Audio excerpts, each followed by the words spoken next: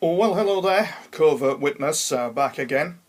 I think we're up to episode 5 now, something like that. Anyway, I've lost track, which is easily done when you're being targeted. And these blogs, these little broadcasts that I do are for individuals who are having experiences with the paranormal, and it's like helping you to kind of navigate yourself through the paranormal wilderness. This morning in particular I felt absolutely exhausted due to the carry-on that's been, the events that have been happening with myself. Just wanted to just talk about a few things today, really. The Japanese Defence Minister, the Japanese Defence Force General, came out recently and said that basically UFOs, they're part of the Earth, they don't exist, and you're being lied to. That's the most comical thing I do feel about it all, that you're being lied to, because they do exist. We are not alone in the universe, and we're being lied to about it. And I cannot get my head around why we're being lied to, but we are. For a very long time we've been lied to about the fact that we're not alone in this universe. You only need to check out the folklore of the Zulu nation. They understood, even before they met the Western European, they understood that in the Milky Way system alone there were 22 planets occupied with people. So we're populated, and we are. And I've been having some strange goings on. I put up a few weeks ago, actually, I put up this thing to do with having interaction with the UFOs coming in over my house. I don't like what I put up. It just didn't come across right for me, so I've just removed it, and I'm going to just go over it again as to what happened. Over this past week it's been very busy in the area of the continuum, as I call it. If you see the film Inception, that's a very accurate perception, really, of what is going on. And within that realm there's been some extraordinary events.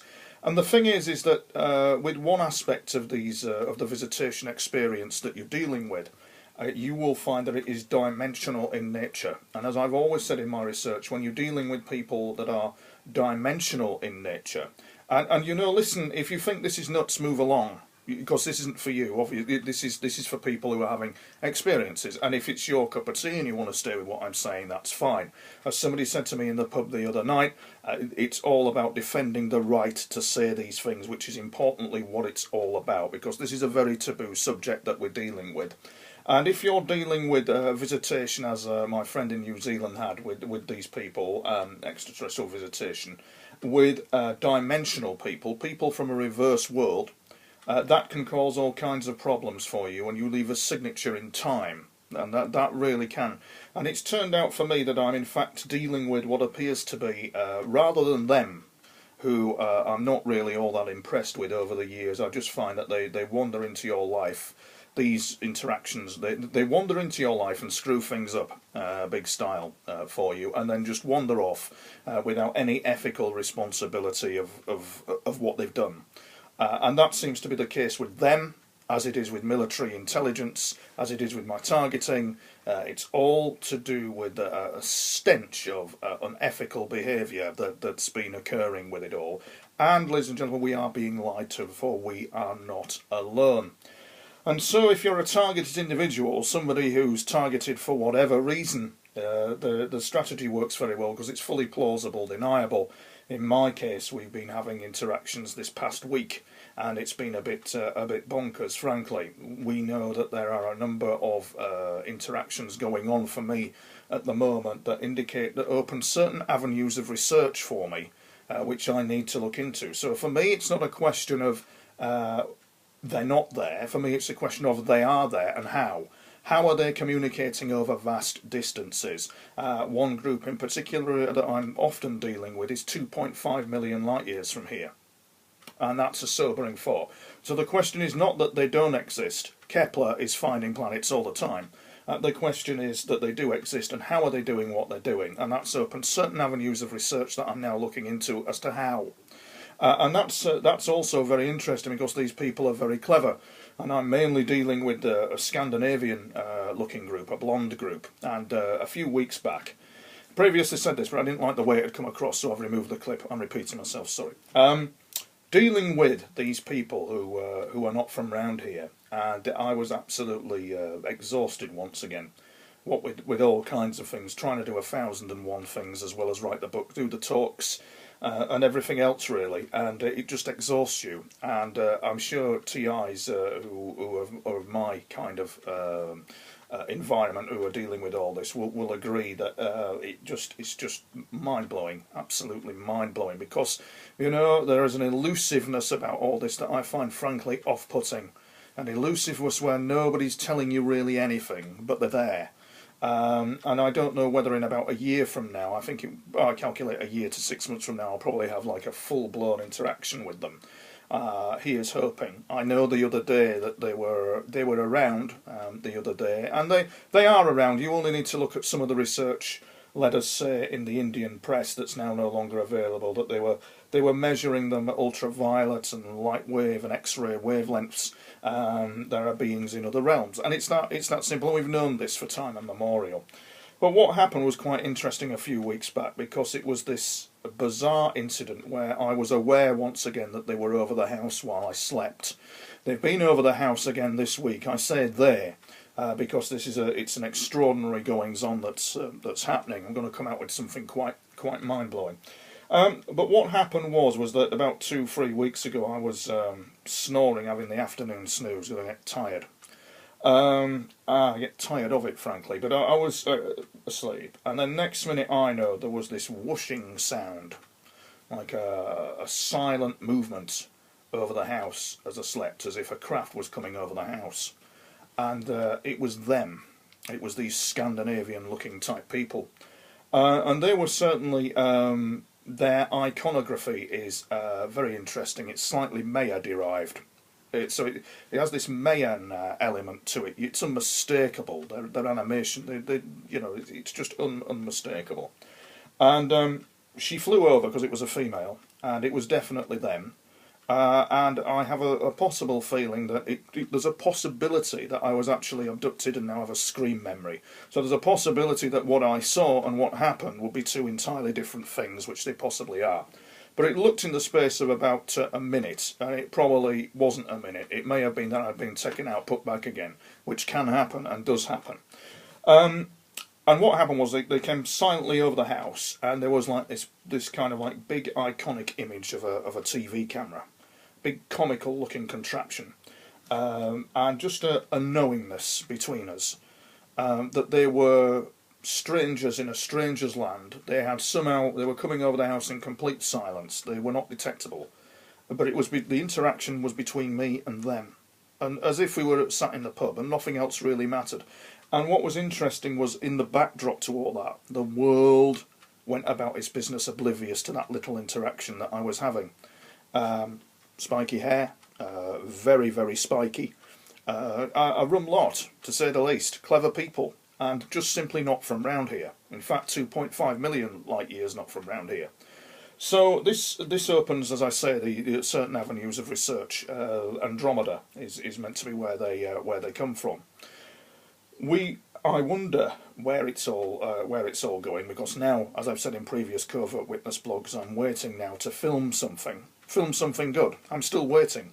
I'm as cynical as the next person on it all, because I have to be. Can't accept anything at face value, but I've been getting some hammer in the dreamscape type environment that I talk of, being targeted in that, because for some reason this is being all kept quiet, and our governments are aware that they do exist, and they do. We are having this visitation, and the technology is very interesting. And what we did is I experimented the other evening. It was a bit dangerous, and I don't recommend you do this. It's not for the faint-hearted. But what I did was, for those of you who are familiar with going on Skywatch, I attempted like a communication with a ship rather than with a mind, rather than with a fellow mind. Because I believe that these ships are biologically intelligent in some way. They are aware, they're self-aware, self-replicating craft. And sure enough, something turned up. There was no point in filming it because it was a dot of bloody light. So there's no point in filming a dot of light for you, and that's not what I'm after. The best footage I never took was something that flew directly over me like a boomerang shape, going zzzum, zzzum, like something out of Doctor Bloody Who, but that's another story. So I'm not going to film something that's just simply a dot of light flying over. But it came in, and it came in from the right of the house, and then it came in and it just slowly flew over, shone very brightly, shone off again, and just went, and then went on its way. It disappeared, and then appeared again directly over me, and then circled a bit and flew off. Yeah. So I thought, oh well, hey, oh, here we go again. So I'm waiting to film what I want to film. It's not turned up. It's still not here. Don't know whether it will be. And what is extraordinary, dear viewer, is the fact that this little droneless, I think they're droneless, I think they're pilotless, not droneless, I think they're pilotless. I think they're drones of some description. And what is interesting about this is that this thing that flew over, that shone and shone off, was waiting also for something to turn up as well. So it's actually watching what I'm watching. It's not watching me, it's watching something else. It's waiting, it's looking around, it's waiting. And meanwhile the world goes on about this, oblivious. And I have to ask, as I'm doing my commentary, you know, what is the point of all this? Well, it appears that some of us are being acclimatised and educated and into new areas of understanding. And for me it's one hell of a struggle. It's not easy. I've not got a scientific mind. But what they're telling me is that there is all kinds of people, environments. I was shown a vision of a planet that is water, kind of water, and the most unusual, I can only describe them as fir trees, the most unusual looking fern trees, a hot water environment, steam coming off the water. I was shown an image of another planet, and according to them there are vast unexplored realms in the universe. They do exploratory operations within that realm, and therefore it is interesting when you meet them and you see them, and you think to yourself, well, if we're doing expeditions to Mars, etc., then we might be able to learn something from all this. And that's what I'm hoping. I'm hoping just to learn a bit more. They were telling me that and I think I've repeated this, that their craft are artificially intelligent. They're quite aware of things. And this object that came over, it's come over on 3 occasions this week, was waiting, was looking on the hunt. And as it flew over, I heard this kind of communication say that there is a silence that we exist. And they've often repeated this. There is a silence that we exist, that we're populated. Humanity, it appears, is kept in the dark over such matters. And they've not given the reason why for that. And I wonder, you know, where it's all going to lead. According to them, there's some. They're designing a spacesuit at the moment, which I found fascinating, for the Mars expedition. One of these skin-tight things, and they were saying that the design's flawed. So, and they told me why the design was flawed.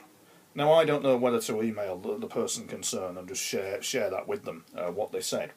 It's to do with atmosphere and to do with Mars and how it reacts to the suit. So they were telling me. Make of that what you will. I hope you get some nugget of information from that. But there's a lot to learn from them, I think. There is, and I'm just hoping that the liaison goes on. But it's so damn elusive. They're keeping their cards to the chest. But these triangle craft that are flying around are definitely not from round here. Some of them are. Some of them are probably military test, but some of them are not. And this liaison is continuing. To me, I've been exposed to some very strange environments, and they keep showing me these visions of what's going on, what may come, all that kind of thing. And I think governments of the world need to listen very carefully about these events and what exactly is going on. It's hard to put into words for you, really, the level of targeting, the level of monitoring that goes on with individuals like myself. It's very hard to put into words. And so the liaison is continuing, and they tell me that it's a spiritual journey, which it is, but their version of spiritual is like something on steroids. It's not our version of spiritual. Their version of spiritual is understanding very deeply what's going on. And it's interesting to note that despite their technology, which is very, very clever, despite their technology, they still have spiritual beliefs, they tell me. They still believe in one universal force. They still have deep spiritual beliefs, and they tell me that that's an area that I can understand. The science will be a little bit beyond me, but we're going to persevere, and it opens up some exciting avenues, because it's been one hell of a ride so far. The thing is I think I may be dealing with screen memories. I've probably been abducted on numerous occasions, and I may be dealing with some type of screen memory. A screen memory is a memory that is false. So, for example, you could have one of these lovely, sexy saucer people presenting themselves to you being all nice and fluffy in your mind's eye, but as researcher Darrell Sims points out, screen memory. There could be something very different going on behind the scenes. So it is a question of ethics, it's a question of understanding. And I'm told that on some of these planets, vast unexplored plains, on their planet there's vast unexplored areas. I'm also told as well that we have various, like Europa is a very interesting place to visit. They tell me that it's populated on there, there's forms of life on there as well. So, I don't know. Is it all bollocks? This is what I'm told. You know, the reason why I say that, it's maybe wrong to say is it all bollocks, because it's just I think it's fantastic what's happening actually. But there has to be this, I think, this safety valve in your mind, thinking, well, yeah, okay, let's just sit back and enjoy the ride and see where it goes. So the next thing that will happen, there'll be more stuff happening with them, I've no doubt, in the week ahead, in the next 2 weeks, 3 weeks ahead, and we'll see what happens there. Some of us are, I say, lucky, in some cases cursed with all this. But that's what's happening at the moment. It's interaction aplenty. It's happening so rapidly that I can't really keep up with it. But I do know that we have identified one of the groups that's coming in over the house as the tall Scandinavian type. The recent report, I haven't quite looked at it yet, regarding an astrophysicist. And I'll certainly be, I think hopefully for a forthcoming TV programme, I'll be contacting a few people, just to see their thoughts on what I'm coming out with, you know. But he was saying, this report was indicating that there is a situation where he estimates that if there is life in the universe, and the biggest secret of all is they're like us. We look like them, they look like us. That's quite a big secret. It's a standard universal design. There was a documentary on the Discovery Channel I was watching about life on other planets, and they made it look all prehistoric and this, that, and the other. Well, this is the standard blueprint. The head, the 2 arms, 2 legs is a standard blueprint, and so by design, by universal design across galaxies and so on and so forth, this seems to be the standard blueprint. We perhaps haven't come from gorillas or monkeys or whatever. We were the Darwin theory. I don't think we've come from there. I think we've come from an ancient, distant past that wasn't of this planet. I personally think that's the opinion I'm drawing, because they seem to know, these people who I'm dealing with seem to know about the ancient alien, and they seem to know about Sanskrit, and they seem to know about their origins. And wouldn't that even be fascinating? I mean, let's just put the possibility out there that this liaison is happening. It would just be fascinating to sit down with one of their historians or one of their elders. How did they begin? They tell me they were a nation of seafarers. They were pioneers of the sea. So how did they evolve? How did they begin? How old are they? How did they get to where they were? How are they doing what they're doing? It's not the fact that they don't exist, it's the how that I'm intrigued about. Just how and who are they, and what's their culture, and fascinating stuff. So there you go, ladies and gentlemen. I think I was going to come out with something mind-blowing there. Where was I? Oh yeah, the gentleman who was doing the research report. That was it. I waffle on, lose my train of thinking. Yeah. Yeah, and he was talking about the fact that that in terms of astrophysics, there will be people out there who will be bigger than us, at least 7 feet in height, something like that, due to atmospherics, etc. I'm looking into the report because it's absolutely bang on. In some cases, they are tall, 7, 6, 8 feet height, and they're a staggering sight to see. I once saw one a few years ago, and they don't look human, and they radiate health, and they just don't look like us, yet strangely they do. And there's also the issue with all of this of parallel universes as well creeping into it all. Parallel universes, a parallel you in another world. It's as if the Almighty has replicated itself in many functions, in many different ways. So somebody somewhere, there's a version of me that's a bit taller actually, and a bit different, residing somewhere in a parallel universe. There'll be a version of you. These parallel universes appear to exist. Quantum physics is already concluding all these amazing things, and as I said, the Kepler telescope is finding these new planets all the time, and we're not alone. It's that simple. We're just not alone. And so my fascinating Furora journey, comical journey continues, and I'm not quite sure at the moment where it's leading, but it's leading somewhere. So I'll just keep uploading this material. And, we'll just carry on and see where it all goes. Thank you for watching. This is Covert Witness, over and out.